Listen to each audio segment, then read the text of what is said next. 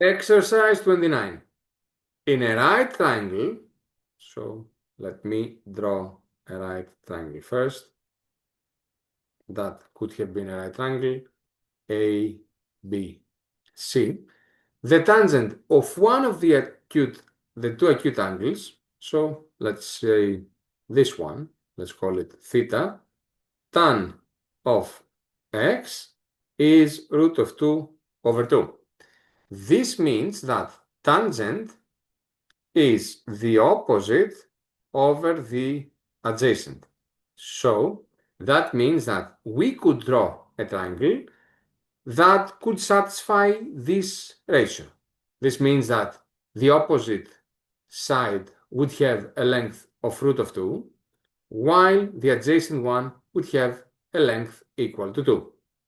Now, we need to find the tangent of the other acute angle. So that would be the tangent of y. But once again, we're talking about tangent ratio. So tangent is defined as the ratio of the opposite over the adjacent, which in this case is equal to 2 over root of 2. Let me check if we have this one already.